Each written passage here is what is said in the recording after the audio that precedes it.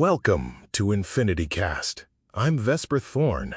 Have you ever walked into a room and felt a sudden, inexplicable chill?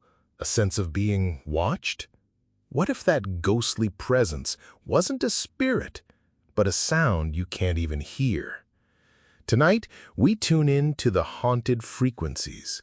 And to help me navigate these unseen waves, I'm joined by my co-host, Elion Quanta. Thanks, Vesper. It's a fascinating and unsettling topic. We're talking about infrasound, sound waves with a frequency so low they fall below the threshold of human hearing, typically under 20 hertz. So low, we can't perceive it as sound, but our bodies can feel it. And that feeling, Elion, is often mistaken for fear itself. Exactly. These frequencies are all around us, generated by everything from wind turbines and distant storms to the simple humming motor of an old, supposedly haunted building. And that brings us to the core of the mystery. A specific frequency hovering right around 19 hertz. It's been nicknamed the fear frequency.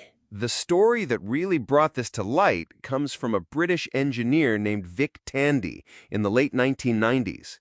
He was working late in a laboratory that was rumored to be haunted. He experienced all the classic signs, a profound sense of unease, cold shivers, and even saw a gray, shadowy figure in his peripheral vision. The kind of story we've all heard. The kind that makes the hair on your arms stand up. But he didn't run screaming. No, being a scientist, he investigated. He discovered that a newly installed fan in the lab was emitting a silent, standing wave of sound at precisely 18.98 hertz, almost exactly 19. So the ghost in the machine was the machine itself. In a way, yes. The theory is that this specific frequency is very close to the resonant frequency of the human eyeball. The vibration can cause the eyeball to oscillate, creating optical illusions, smudges or gray blobs of light that the brain interprets as figures in the periphery. And the feeling of dread, the chest pressure people report when a ghost is near? That could be the infrasound vibrating the entire body, including our internal organs. It can trigger a primal fight or flight response. Your body is screaming danger, but your conscious mind has no idea why, so it fills in the blanks with the most terrifying explanation it can think of, a ghost. Imagine standing in the cellar of an old pub, a place with 100 years of ghost stories. You feel a pressure on your chest, you see a flicker of movement out of the corner of your eye. You're convinced you're not alone.